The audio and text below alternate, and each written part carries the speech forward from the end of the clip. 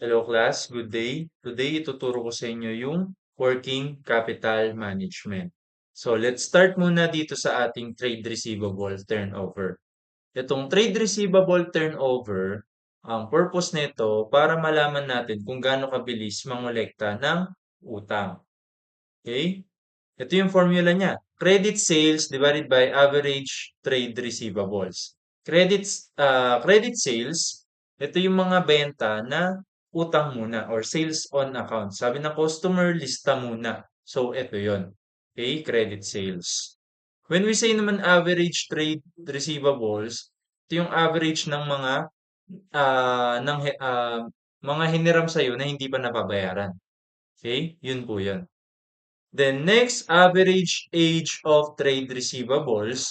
Ang purpose po nito is ma-determine kung gaano katagal makolekta lahat ng utang sa loob ng ah, isang taon or ng isang period. Okay? Ngayon, kung dito sa taas, sinusukat kung gaano kabilis mangolekta ng utang, dito po sa baba, gaano katagal bago makolekta lahat ng utang. Okay? Okay. Impact of relaxed credit policy. Kung masyado ka po mabilis magpautang, mahalaga na malaman mo yung advantage and disadvantages niyan. Una, syempre, dun muna tayo sa advantage. Kung mapapansin nyo, isa lang yung advantage dito. Nakabenta ka nga, kaso utang muna. Pero yung disadvantages, 5. Tumaas yung kailangan mong kolektahin. Sure ka ba lahat yun makokolekta mo? Ayan, increase in bad debts. Pangalawa, pangatlo, mapapagastos ka doon sa pangongolekta. Yun po yung pangatlong disadvantages. Gagastos ka ng time, ng pera, kung mamamasahe ka pa, kung may babayaran ka na tao para mangolekta, okay, tataas po yung gastos mo sa pangongolekta. Ano pa? Opportunity cost. Siyempre, hindi agad makakapagbayad sa iyo yung pinahiram mo. Therefore, yung potential earnings ng pera na dapat makokolekta mo, hindi mo po maximize or hindi mo po mayu-utilize. Therefore, disadvantages po yun sa part ng nagpahiram or sa part mo kung ikaw po yung nagpahiram. Ano pa? Yung isa pa pong disadvantage is, syempre, para ma-encourage magbayad agad ng mas maaga yung taong nanghiram sa'yo, malamang sa malamang, hindi malabong magbigay ka ng discount dyan. Ang tawag po doon, cash discount. Ngayon, syempre, bababa yung makukolekta mo para lang maagang magbayad yung taong nagpapahiram sa'yo. So, sa part mo, nakakolekta ka nga pero mas mababa compare sa dapat na makokolekta mo talaga kung walang cash discount, disadvantage po yun sa part mo. Kasi nagbigay ka ng discount para lang mas maaga siyang magbayad. Okay? So, yun po yun. May 5 way po na para ma-manage po yung mga may utang sa atin. Okay? May 5 way para ma-manage natin yung mga collectibles natin or yung mga dapat nating kolektahin. So, una po dyan is yung tinatawag nating 5 Cs. When we say 5 Cs, una po is yung character, followed by capacity, next collateral, next capital, and last one is yung conditions. Okay? So, isa-isahin po natin yung mga yan. Una, yung character po ng borrower. Okay po ba yung reputasyon niya kapag nanghihiram siya? Okay, meron po ba siyang willingness na magbayad? Honest po ba yung tao na yan? Wala po bang bahid dungis ng panloloko? Or let's say wala siyang background ng estafa or fraud.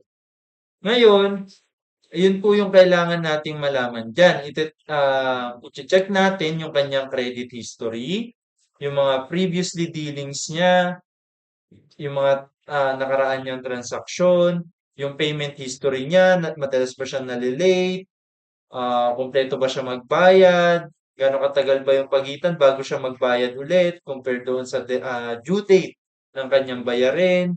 Okay? Transparent ba siya sa nagiging income niya para kung sakasakaling ma-delay siya ng payment or wala siya maging bayad sa period na yon, is aware yung pinagkakautangan niya. So, ang gagawin po dito sa character as part ng receivable management is alamin mo po yung background ng mismong borrower. Check mo po yung kanyang credit record. Okay? Ang next po natin is yung capacity. Ang importante lang naman po dito, dapat mayroong pinagkukunan ng pambayad yung ating borrower or kung sino man nang hiram sa'yo. Dapat kung empleyado yan, syempre yung sahod, yun yung pinagkukunan niya ng income, yun yung pambayad niya sa hiniram niyang pera. Kung negosyante yan, yung negosyo niya dapat kumikita. Hindi pwedeng mataas lang yung benta pero yung gastos same ng benta. Meaning walang kita yung negosyo pag ganun. Eh anong ipambabayad sa'yo? Dapat meron pong kinikita yung negosyo nung nanghiram sa'yo. Okay? And i-check mo po yun na dapat ay sustainable po yung income nun. Kasi baka mamaya may pambayad nga siya ngayon pero sa susunod wala siyang pambayad, 'di ba? Kung unstable po or inconsistent yung kanyang income, pwede po ma-compromise or malagay sa alanganin yung pangongolekta mo po. Okay? Ganun po. Yung next po natin is yung capital. Ang concern po natin dito, gaano kalaki yung inilabas na pera nung nangihiram compare sa perang hiniram niya. Paano po ba yung nag-work, sir? Let's say, for example, si Juan, gusto niya magpatayo ng building, halagang 50 million. Ang nilabas niya sa sarili niyang bulsa, 20 million. Then, yung 30 million na remaining, hihiramin niya. Therefore, kung mapapansin niyo po, mas nalalagay sa alanganin yung pera na manggagaling doon sa paghihiraman niya. Kasi 30 million ang hihiramin niya. Tapos 20 million lang galing sa bulsa ni Juan, 'di ba? Kailangan i-check po 'yun ng taong magpapahiram kay Juan. Kasi mas malaki yung ilalabas ng taong magpapahiram kay Juan. Okay? So, 'yun lang po yung concern natin dito pagdating sa capital. Yung next po natin is yung collateral. Ang concern po natin dito sa collateral, dapat po yung taong nagpapautang is ma-secure niya na meron pong ari-arian na maisasanla sa kanya yung mismong borrower. Para kung sakasakali na hindi po mabayaran yung amount or yung financial na hiniram ng borrower doon sa taong nagpapautang, is meron pong babalikan yung taong nagpautang or meron siyang huhugutin na ari-arian ng taong nanghiram. Okay? Ganito po yan. Bukod po doon is kailangan ma-secure po ng taong nagpahiram na mas malaki yung value nung ari-arian na nakasanla compared doon sa amount na pinahiram niya. Okay? Or pwede rin naman po na kapantay ng value ng ari-arian yung amount na hiniram or pinahiram nung mismong nagpapautang. So, ganun lang po yan nag-work. Yung last one po natin sa 5Cs ng receivable management is yung tinatawag na po nating conditions. Aalamin lang po natin yung mga factors na nakakaapekto doon sa ating borrowers kung bakit hindi siya agad makakapagbayad or madedelay ang kanyang pagbabayad. Let's say for example, ganito, marami po siyang pinagkakautangan. Siyempre, ang ipa-priority niya dyan, yung pinaka nagpapabigat sa kanya. Let's say for example, si Juan, may utang siya kay Company A. 9% ang interest rate na charge ni Company A kay Juan. Tapos, may utang rin si Juan kay Company B. Pero si Company B, ang charge niya kay Juan na interest rate is 8%. Therefore, dahil mas malaki ang interest rate na charge ni Company A kay Juan, ipa-priority po yun ni Juan na bayaran si Company A. Ganun po yun. Ano pa? Let's say for example, alamin mo po yung purpose ng borrowing na ginawa ni Juan. Let's say si Juan, plano niya magpatayo ng building. Ang kailangan niyang amount, 50 million. Yung 50 million po na yun, malaki pong halaga. Therefore, Siyempre uunti-untiin po ni Juan yung pagbabayad kasi malaki nga po yung halaga. Hindi naman manghihiram si Juan ng 50 million kung hindi naman building yung kanyang ipapatayo or kung hindi naman mahal yung kanyang paggagastusan.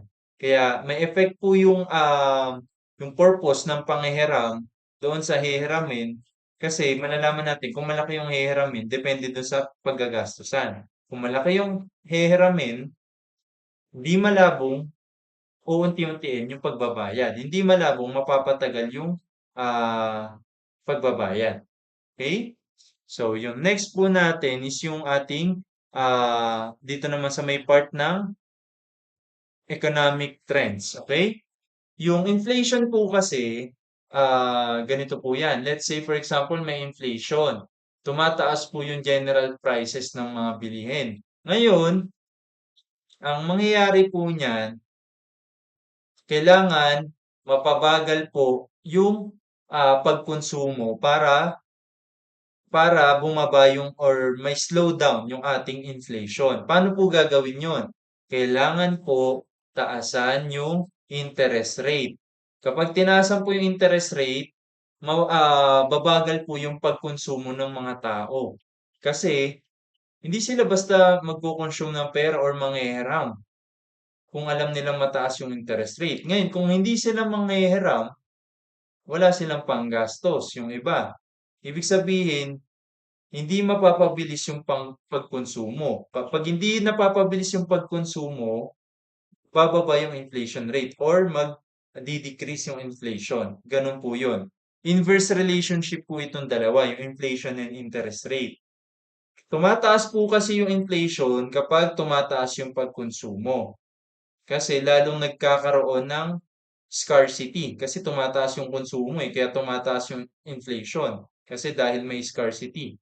Ngayon, para mapabagal po yung pagkonsumo, para hindi mapabilis yung scarcity at hindi tumaas yung inflation, tataasan po yung interest rate para ma-force po yung mga tao na wag manghiram. Ngayon, kapag na-force sila na wag manghiram, wala silang panggastos masyado. Therefore, mapapabagal po ang pagkonsumo. Okay? Ganun po siya nag-work, no? Ano pong relate niya doon sa condition kung bakit po maapektuhan yung borrower? Ganito po yan. Kung, kung mataas po ang inflation, hindi malabo na hindi agad makapagbayad yung borrower. Kasi ganito po yan. Siyempre, kailangan niya ng panggastos, mataas yung inflation eh. Okay? Therefore, hindi agad-agad yan magbabayad. Kahit na sabihin mong ah, yung interest rate mo mataas, kahit kahit ganun po yung i-charge mo kasi yung inflation mataas din, kailangan niya rin ng panggastos.